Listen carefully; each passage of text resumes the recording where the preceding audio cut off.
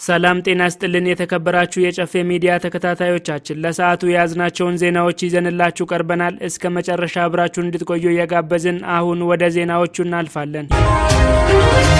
የህብረት ስራ ማህበራትን ማጠናከር ለሰላምና እድገት በሚል መሪ ሐሳብ በመቀሌ ከተማ የህብረት ስራ ሀገር አቀፍ ባዛርና ኤግዚቢሽን በሲምፖዚየም ውይይት ተከፍቷል። የትግራይ ክልል ህብረት ስራ ማህበራት ከሌሎች አቻ ማህበራት ጋር መልካም ግንኙነት እና የግብይት ትስስር እንዲፈጥሩ መድረኩ ሚና አለው ያሉት የዕለቱ ክብር እንግዳ የትግራይ ክልል ጊዜያዊ አስተዳደር የማህበራዊ ልማት ሴክሬታሪያት ካቢኔ ኃላፊ ፕሮፌሰር ክንድዬ ገብረ ህይወት ለግብርና ቴክኖሎጂ ሽግግር የሚያግዝ ልምድ ለመለዋወጥም ያስችላል ብለዋል። በዚህ ባዛር እና ኤግዚቢሽን ከሁሉም የሀገራችን ክፍሎች የተውጣጡ የህብረት ስራ ማህበራት ለመሳተፍ ስለሚገኙ የህዝብ ለህዝብ ግንኙነቱ በፕሪቶሪያው የሰላም ስምምነት ለማጽናት የራሱ አስተዋጽኦ ይኖረዋል።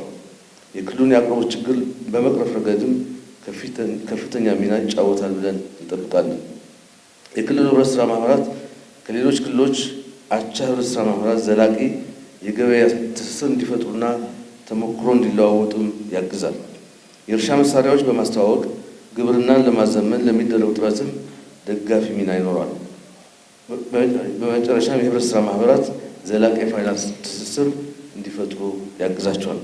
የጨፌ ወጣቶች ሁለገብ ኃላፊነቱ የተወሰነ ህብረት ስራ ማህበር ልዑክም በማህበሩ ፕሬዝዳንት አቶ ሰኚ ኢደሹ በመመራት በመቀሌ ከተማ በተዘጋጀው ባዛርና ሲምፖዚየም ላይ ምርቶችን ይዘው እየተሳተፉ ያለ ሲሆን የክልሉን ገበያ በማረጋጋት ረገድ ትልቅ ሚና አለው ያሉት አቶ ሰኚ ኢደሹ የጨፌ ወጣቶች ሁለገብ ህብረት ስራ ማህበር በ12ቱም ክልሎች ላይ ዘርፈ ብዙ እንቅስቃሴ እያደረገ ይገኛልን ብለዋል። በተጨማሪም የሴቶችና ወጣቶች ተሳትፎ በህብረት ስራ ማህበራት ውስጥ እንዲጠናከር ማድረግ ይገባል ያሉ ሲሆን የህብረት ስራ ማህበራት በማንምና በምንም ስለማይገደቡ ችግር ባለባቸው አካባቢዎች ላይ ጭምር በመገኘት ስራዎችን በመስራት ሰው ተኮር መሆኑን በተግባር ማሳየት ይኖርበታልን ብለዋል።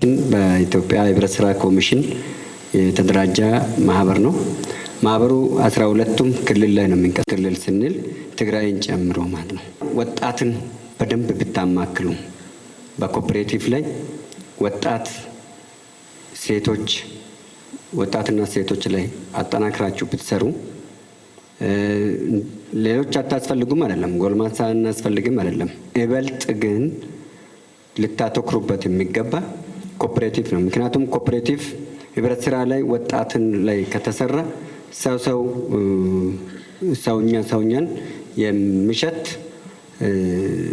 አስተሳሰብ ይዞ ስለሚሄድ አዋጁም የኢትዮጵያ ህብረት ስራ ኮሚሽንም ሆነ የክልሎችም ሆነ አዋጁ እጅግ በጣም ምቹ ሁኔታ አለው። አብሮ መስራት ህብረት ስራ ማህበራት እንግዲህ እንደሚታወቀው ጦርነት አይገድበው፣ ችግር አይገድበው፣ የፖለቲካ ክራይሲስ አይገድበው፣ በሽታ አይገድበው። በየትኛውም ሁኔታ ውስጥ ሆኖ ችግር ባለበት ቦታ ላይ ሆኖ ተገኝቶ ችግሩን መቅረፍ ትልቁና ዋነኛው ስራው ነው።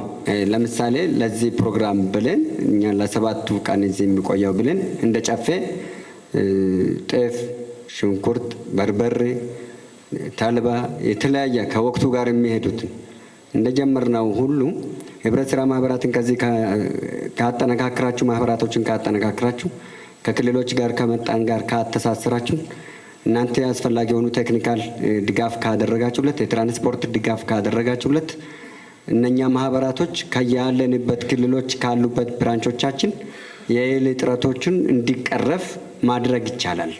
ምርቶች ወደዚህ ክልል በደንብ እንዲገቡ ማድረግ እንችላለን። በመጨረሻም ከክልሉ ህብረት ስራ ማህበራት ጋር በተለያዩ የንግድ ዘርፎች ላይ አብሮ ለመስራት ትስስር አድርገዋል።